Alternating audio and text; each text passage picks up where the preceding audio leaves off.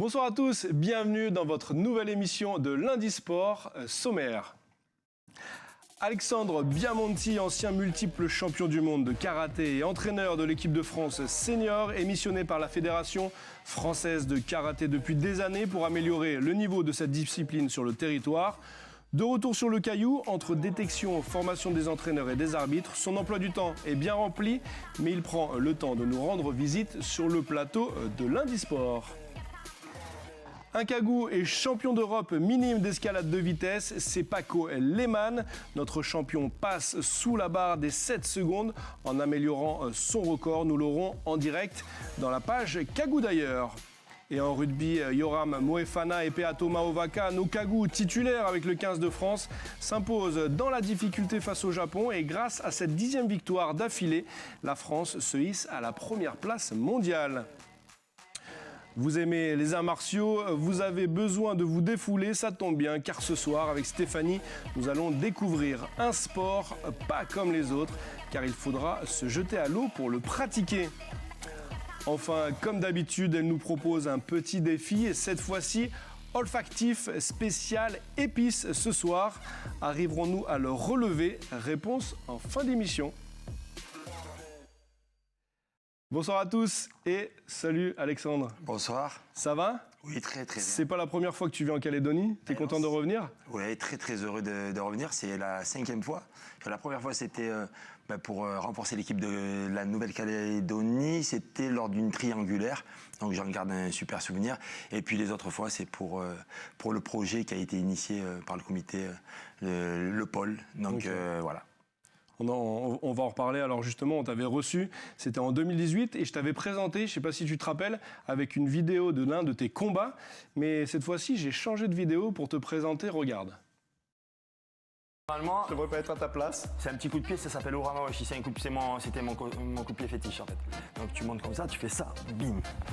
Oh oh oh, oh oh. Tu sens l'air? Je sens le coup de vent. C'était le défi de fin d'émission de BDLB. Élise qui présente notre JT. Juste avant, s'en souvient encore de ton coup de pied, c'était en 2018. Hein. Oui, c'est pour montrer que le karaté, c'est le contrôle avant tout. Donc voilà, ça avait bien fonctionné. Je pense que bon, elle a eu de séquelles, quoi. Il n'y a pas de séquelles, elle présente toujours le JT, il n'y a pas de problème. Le karaté, tu as parlé de la maîtrise, c'est essentiel? Oui, la maîtrise, le contrôle de soi, de l'environnement. Et oui, c'est une des choses prioritaires, comme dans le sport de haut niveau. Ouais, c'est ça. C'est ce qui fait justement le sport de haut niveau? Oui. Si on n'arrive pas à gérer, c'est compliqué d'aller chercher la plus belle des médailles. Ok. Alors justement, notre journaliste Michel Pimbé, lui, il est allé à la rencontre du pôle espoir que tu as entraîné. Et eux aussi, ils maîtrisent, on regarde. Soyez exigeants avec vous-même, ok? Je l'ai dit, je le répète, on travaille dans la précision tout de suite. On ne se laisse pas le temps de... Allez, je me chauffe, donc je fais un peu, j'essaie de trouver ma distance. Tout de suite, je suis exigeant. Ils ont entre 14 et 16 ans. Ce sont les meilleurs de Nouvelle-Calédonie. Aujourd'hui, ils vont pratiquer un entraînement avec Alexandre Biamonti, entraîneur de l'équipe de France de karaté. Les 15 dernières secondes, c'est pas là qu'on doit lâcher.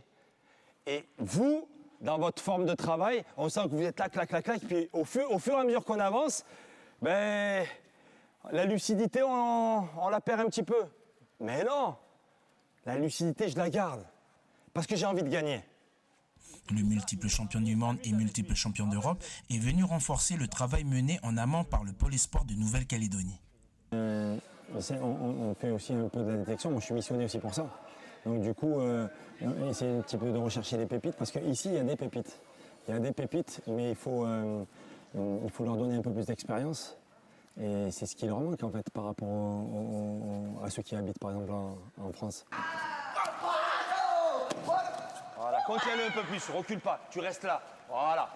Alexandre s'appuie sur le pôle sport pour continuer la préparation, la formation et le recrutement des futures élites françaises. Et attention dans ton entrée, mets-lui plus de jus. Voilà, contiens-le plus, hein. Bien, derrière ton bas. Bravo. Depuis l'âge de 4 ans, Kurt s'entraîne au karaté. Il a terminé 3e au championnat de France cadet. Il souhaite intégrer l'équipe de France. Pendant 1h30, il va répéter chaque exercice sous le regard et les conseils aiguisés de l'ancien champion. Franchement, c'est une chance qu'ils puissent venir là sur notre île pour pouvoir nous entraîner et puis qu'on puisse plus performer derrière, quoi. Ça nous apporte surtout un réglage de distance qu'on n'a pas forcément tous ici en Nouvelle-Calédonie. Plus travailler aussi l'agressivité. Puis tous les petits détails. Face à Alexandre, les jeunes pépites du karaté calédonien rêvent un jour d'être champions. Comme Kurt et Kenza, pour parvenir à être parmi l'élite française de karaté, il faudra faire preuve de beaucoup d'exigence et de persévérance. J'aime bien aux entraînements, c'est intense et même si c'est dur, il ne faut pas lâcher. Et c'est ça que j'aime bien parce qu'on monte d'un cran chaque entraînement, on monte d'un level et c'est bien et c'est comme ça qu'on va progresser. Grâce au Pôle Espoir et au Centre territorial d'entraînement, les Calédoniens et Calédoniennes se classent actuellement dans le top 10 français. Le Pôle Espoir, c'est un projet qui a été débuté en 2019, initié par Grégory Panet, qui est aujourd'hui responsable de ce pôle. Est-ce que le pôle fonctionne ? Il fonctionne plus que très bien même, je dirais, parce que depuis quelques années, les résultats au niveau national, ils y sont. Pas comme en kata. En kata, on avait Mindak qui lui a été vice-champion du monde avec l'équipe de France. Aujourd'hui, l'idée c'est de faire en sorte que ces jeunes prennent de l'expérience, de la maturité pour pouvoir intégrer les équipes de France. On n'est pas loin. C'est une petite étape. On approche doucement, mais sûrement en tout cas. Ok. Et toi qui entraînes le plus haut niveau en métropole, quand tu arrives ici et que tu entraînes le Pôle Espoir, qu'est-ce que tu retrouves et qu'est-ce qui manque ? Alors, c'est très simple. En fait, au niveau du talent, les jeunes, ils sont très talentueux ici. Vraiment. Par contre, la problématique, elle se situe sur l'exigence, en fait. Okay. C'est-à-dire que dans l'endurance mentale, à un moment donné, ça perd un petit peu de lucidité. On est sur les fins de combat. Donc voilà. Alors, c'est sur ça qu'on travaille, en fait. Vraiment. Okay. Et ça permet de passer un cap ? Oui, parce que si on regarde ces dernières années, il y a des podiums pour la Nouvelle-Calédonie, mais ça s'arrête en demi-finale. Ça va chercher une 3e place. Malgré tout, ça récupère une médaille. Il faut être un peu plus exigeant, un peu plus solide et fort mentalement pour pouvoir aller récupérer une médaille d'or. Et c'est sur ça que toi, tu axes ton... Ouais, les messages. J'envoie beaucoup de messages. Mais très honnêtement, ça progresse. Et puis après, il y a aussi autre chose. Quand ils partent en métropole, ils ne sont pas dans leur confort. Donc ils n'ont pas la même expérience sur le nombre de compétitions. Mais au bout du compte, un champion, quand il a ça dans le sang, je veux dire, même s'il s'entraîne de manière différente, sur le tapis, il a fait la différence. Donc j'insiste beaucoup sur garder sa lucidité, essayer d'être un peu plus endurant mentalement. Ok. Pour l'instant, le Pôle Espoir, on l'a vu, c'est que les combats, que les comités. Est-ce que ça va changer ? Est-ce que les katas, un jour, vont être... justement, je pense qu'il y a Minda qui lui est émissionné aussi par rapport à la région, je crois. Et donc, je pense qu'il y a la partie kata qui va être intégrée dans le pôle. Et je pense que c'est une bonne chose parce que le niveau ici, en kata, il est assez élevé quand même. Ouais, vraiment. Et puis, il y a des entraîneurs comme Joe Goffin, qui eux est très très haut niveau en kata, Mindak qui lui a intégré le pôle, voilà, et je pense qu'aujourd'hui il doit aussi apporter ce qu'il maîtrise le mieux, c'est le kata, et je pense qu'il peut apporter énormément d'expérience, notamment dans la partie sportive, voilà. Oui, avec toute son expérience. Toi, tu représentes la Fédération française de karaté. Quel est le lien entre ce Pôle Espoir et les images qu'on voit derrière nous et la Fédération française ? Il y a un lien ? Déjà, je suis missionné par la Fédération française de karaté, par la demande du comité de la Nouvelle-Calédonie. Voilà. Je pense que c'est aussi pour rendre de la crédibilité au pôle. Parce que, au travail qui est fait au pôle. Au travail qui est fait au pôle, renforcer ce qui est mis en place. Il y a énormément d'échanges avec le coordinateur du pôle, Grégory, et l'entraîneur aussi. Et donc du coup, c'est pour faire en sorte qu'on aille tous dans le même sens, qu'ils aient les mêmes discours que nous au niveau de la Fédération française de karaté. Et puis, quand un athlète descend sur la France dans le cadre de ses études, puisse pourquoi pas intégrer le pôle France. Parce que s'il est en pôle ici, il peut intégrer aussi le pôle espoir à Châtenay-Malabry à Paris. Donc voilà, c'est pour la petite transition en fait. Ouais. Voilà. Pour que la transition soit plus facile, justement. Exactement. Ça marche. Merci beaucoup. Alexandre, tu restes avec nous. Bien sûr, on va passer à notre rubrique Les réseaux et on accueille Stéphanie sur le plateau. Jingle.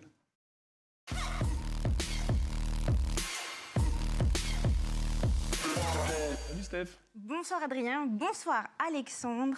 Alors, le monde du fitness est en perpétuelle, je dirais, recherche de nouveaux sports, un bon pour notre corps et pour notre santé de manière générale. Donc après Qu'est-ce que tu nous as l'aquagym, trouvé?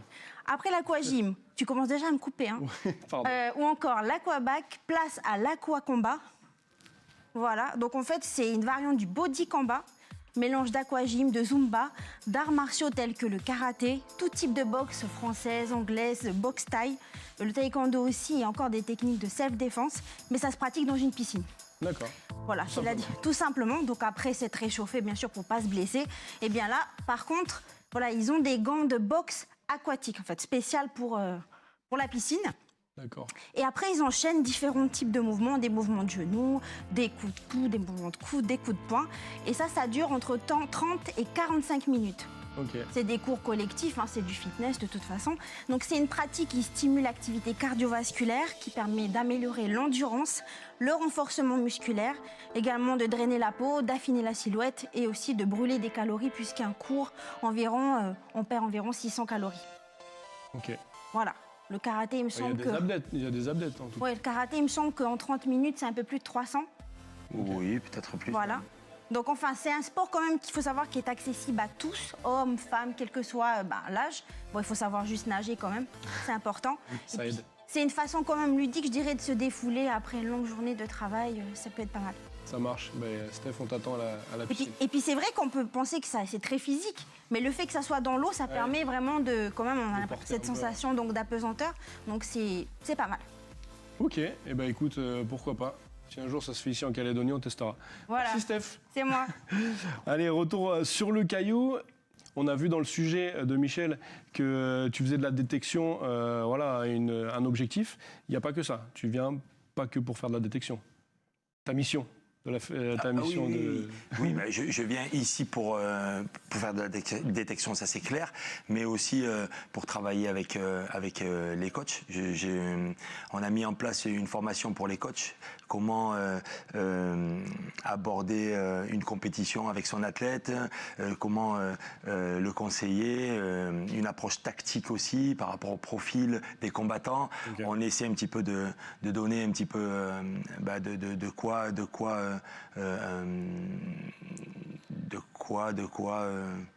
comment je pourrais t'expliquer? Aller plus loin. Aller plus loin et performer après derrière. Ouais. Voilà. Ok.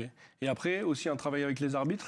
Oui, en fait, on essaie un petit peu de lisser parce que tout dépend le lieu où on se trouve, le championnat dans lequel on évolue, championnat de France, championnat du monde, championnat d'Europe. Au niveau de l'arbitrage, des fois, c'est pas la même chose. L'approche, elle est différente. Des fois, ça va être un peu plus difficile pour donner les points. Donc, on essaie de lisser de manière à ce qu'on se rapproche de ce qui se fait à l'international. Ouais. C'est important quand même. Ok, justement pour permettre aux athlètes calédoniens d'aller toujours plus loin. Oui, bien sûr, pour leur donner des billes et qu'ils soient prêts. Voilà, par exemple, chez les cadets, ils n'ont pas le droit de toucher. Ici, ils touchent un petit peu, on donne un point. Donc, ou alors, on va être plus dur sur le tatami 2. Donc, du coup, il faut essayer de faire en sorte que ça soit pareil un peu de partout, quoi. Ok. Ça fait maintenant 7 ans que tu viens en Nouvelle-Calédonie pour ta mission de la fédération. Est-ce que le karaté monte en puissance? En tout cas, est-ce que quand tu es venu la première fois et maintenant, tu trouves qu'il y a une réelle différence? Je pense que ça n'a rien à voir. Je pense que déjà la façon de travailler, les orientations sur le plan tactique, ils ont évolué, quoi, les athlètes. Donc, ils sont beaucoup plus près. Aujourd'hui, il y a des médailles. Avant, il n'y en avait pas. Donc, je parle en combat, pas en kata. Donc oui, mais puis c'est la continuité du travail qu'on a mis en place depuis le début. Donc si ça ne marchait pas, je ne reviendrai pas en fait. Mais là, je vois que ça performe. Et puis voilà, il faut maintenant, on va essayer de passer un cap, c'est-à-dire d'aller chercher la plus belle des médailles, de faire en sorte que des athlètes de la Nouvelle-Calédonie puissent représenter l'équipe de France. Ça, c'est l'étape suivante maintenant. Est-ce que tu as cerné quelques jeunes qui pourraient faire le pas justement? Oui, il y a 3-4 athlètes qui peuvent, à mon avis, en tout cas qui ont les armes pour pouvoir performer à l'international. Ça, c'est clair, je ne me fais pas de soucis par rapport à ça. C'est super positif. Ah oui, mais même cette année, on n'était pas loin. L'année passée, on n'était pas loin. Il y a un petit jeune qui s'appelle Elori. Parce qu'on a parlé de Kurt et de Kenza. Kurt et de Kenza, c'est ça. Oui, Kenza. Et Elori qui, lui, a fait chez les juniors. Il n'a pas performé chez les cadets. Il a combattu en surclassé chez les juniors. Il a perdu en demi. Il a perdu pour la 3e place sur des garçons qui avaient 2 ans de plus que lui. Donc non, il y a du très très bon niveau. Je ne me fais pas de soucis. Mais voilà, va falloir qu'à un moment donné, quand tu veux gagner, il faut aller chercher sa médaille, quoi. C'est sûr. Voilà. Ouais. Et c'est mentalement que ça se fait également. Ouais, mentalement, ouais. Okay. Quand tu étais venu en 2018, on avait parlé des JO qui s'approchaient en 2020, puis les JO de 2024. Alors là, c'est un peu râpé pour 2024 parce que le karaté ne figure plus parmi les disciplines aux JO. C'est dommage pour les athlètes, notamment les athlètes calédoniens? Ouais, c'est dommage pour le karaté en général. Voilà, on savait qu'on allait faire les Jeux de 2020, même sans avoir fait les Jeux, on savait déjà que 2024 c'était mort. Alors pour 2028 et 2032, on va se positionner, ça c'est sûr. Mais en même temps, la génération qui sera, à mon avis, la plus prête pour la Nouvelle-Calédonie, ça va être plutôt 2028-2032, je pense. Donc c'est pas une perte de temps, quoi. Donc non, il faut continuer à être motivé et puis continuer à travailler. Voilà, ça c'est important. Ok. Message à toute la jeunesse, continuez de travailler. Merci beaucoup Alexandre. Place maintenant à la rubrique Kagou d'ailleurs.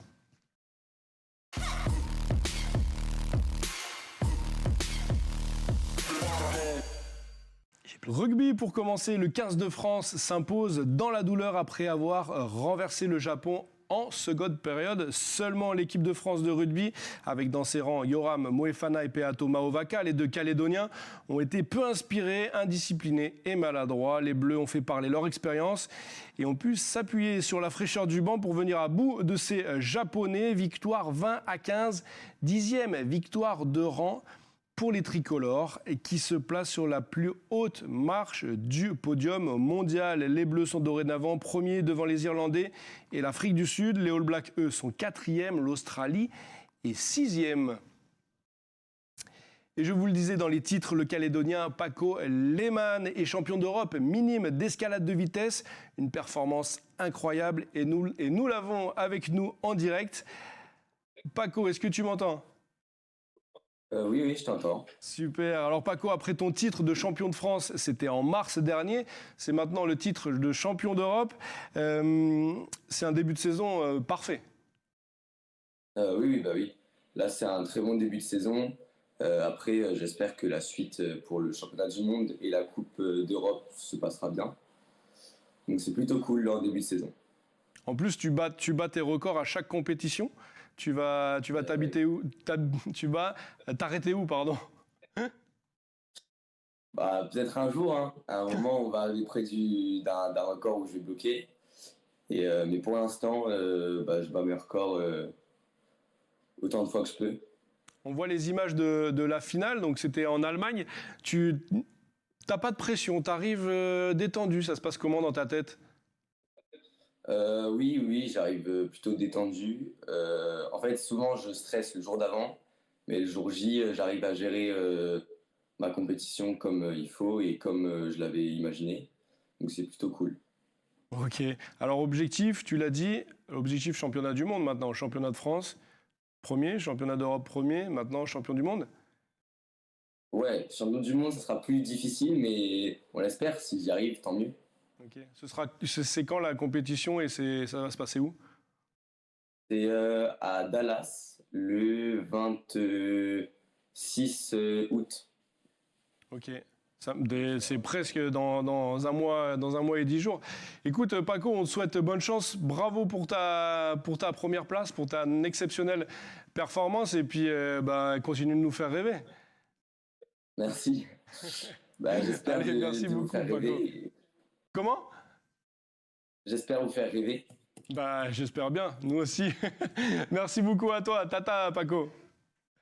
Salut. Après l'escalade, c'est beau, un champion d'Europe. Lui, c'est lui, il ouvre la porte à tous les athlètes sportifs de la Nouvelle-Calédonie.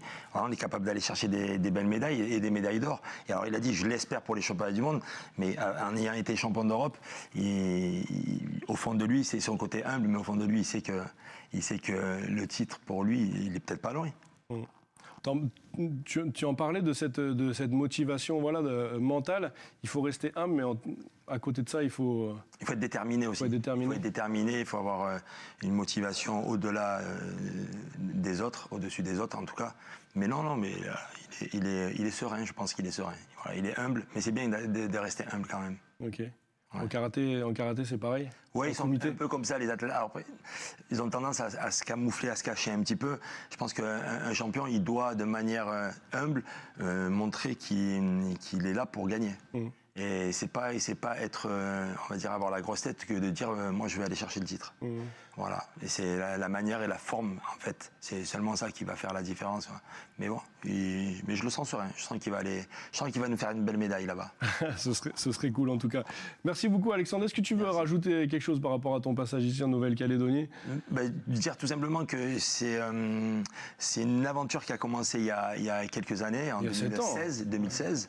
Et que le travail continue et que voilà, je m'éclate à venir ici, je m'éclate à mouiller, à transmettre, parce que je pense que quand on a été champion, à un moment donné, on a reçu, et là maintenant, j'essaie de transmettre au mieux que je peux.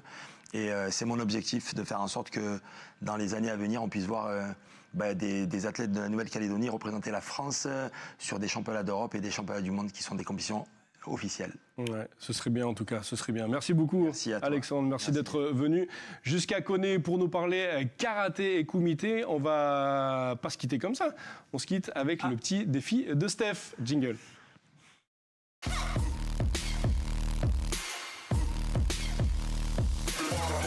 Faufile derrière toi. Faufile-toi Steph, Steph. C'est juste les odeurs. Oui, voilà. Ça, c'est olfactif cette fois-ci. Donc du coup, vous allez commencer par le grand. Je mets dans l'ordre. Ok. Donc voilà, c'est dans l'ordre qu'il faut sentir. D'accord. Donc vous avez 3 bocaux dans lesquels j'ai mis des épices et des épices qui sont bonnes pour les sportifs. D'accord. Donc puis des. Qu'on peut manger. Pourquoi voilà, tu commences. Moi aussi, je suis T'es un sportif, non? Bah oui. Alors la première, c'est parti. Ah, ça je sais direct. Ah bon? Ah ouais. J'aime bien cette odeur, mais. C'est une épice de Noël. À quoi tu penses? À la cannelle. Exactement. Exactement. C'était la cannelle. Voilà. Donc c'est l'écorce plus précisément de cannelle. C'est pour ça qu'on sent mieux. En fait. Le mauvais joueur quoi. Il faut savoir qu'elle est riche en fer. On peut voir le replay. T'as de la chance, donc, on n'a pas de replay. Elle est riche en fer, donc elle favorise la formation de globules rouges dans le sang et donc le transport d'oxygène. On sait que ça permet d'éviter les carences en fer fréquents chez les sportifs et elle favorise aussi la récupération. Ok. Donc la cannelle, très bon pour les sportifs. Alors, le deuxième, c'est peut-être un peu plus compliqué. Mais je sais pas si dans les pommades. En tout cas, on utilise beaucoup en cuisine indienne. D'accord. Waouh. Je sais pas du tout ça par contre. Aucune idée. C'est un fruit séché d'une plante de la même famille que le gingembre. Fruit séché d'une plante. C'est la même famille que le gingembre, c'est un peu compliqué et donc il s'agit de la cardamone. Cardamone, celui-là je l'avais pas. Cardamome, donc elle est recommandée en cas de surentraînement, de coup de fatigue et de manque de motivation. Ça donne un peu un coup de peps. Un coup de boost, d'accord. Voilà. On peut l'utiliser en parfumant le riz, les boulettes de viande, etc. C'est chouette. Alors on poursuit. La petite dernière. La dernière, vas-y Alex. Donc celle-ci, elle est faite à partir d'un fruit, la pulpe d'un fruit qui se trouve, c'est en Afrique. Oula. Tu vois pas du tout. Qu'on appelle le pain du singe. Je suis mis plein nez. Le pain de singe, si vous connaissez ce fruit. Donc c'est le fruit du baobab, c'est la poudre de baobab. La poudre de baobab. Quel est l'effet? Voilà, il faut savoir que la pulpe de fruit du baobab, elle contient 7 fois plus de vitamine C que l'orange. Et donc, elle permet de maintenir aussi l'énergie pendant un entraînement. Elle est source de magnésium. Et pour les sportifs qui sont intolérants au lactose, donc voilà, c'est une bonne alternative. Excellente pour récupérer après l'effort, en cas de douleur. Les effets de cette poudre, ça serait comparable à l'aspirine. D'accord. Ah ouais. Voilà. Et pour qu'elle soit efficace, en fait, il faut la consommer 23 grammes à peu près par jour. C'est incroyable. Voilà. Et tout ça, c'est naturel. Naturel. Voilà. La cannelle, la cardamone et la poudre de baobab. C'est ça. D'accord. Bon, j'ai choisi ces épices, il y en a d'autres. Hein. Et on trouve ça où? Parce que... Bah, en tout cas, vous pouvez la Jamais trouver ici dans la petite boutique bio, etc. Dans les boutiques bio, il y en a beaucoup en D'accord, Calédonie, ok. donc on en trouve. Ok, d'accord. La cannelle, on en trouve dans les commerces aussi. Hein. Ouais. Facilement. Oui, la cannelle, oui. Mais la poudre de baobab, j'ai jamais vu ça. Voilà. Vous Non, connaissez? moi non plus. Et ben voilà, pour... Vous n'avez pas goûté, mais c'est un peu acidulé. Hein. Ah oui? Ouais, baobab. Ouais, bah on goûtera... Pas mal dans les On aura besoin yaourts. d'énergie. Ça marche. D'accord. Merci Steph. Merci C'est beaucoup moi. Alexandre. Merci, Adrien. Merci de ta venue jusqu'ici. Et nous, on se dit à la semaine prochaine. Tata la bande.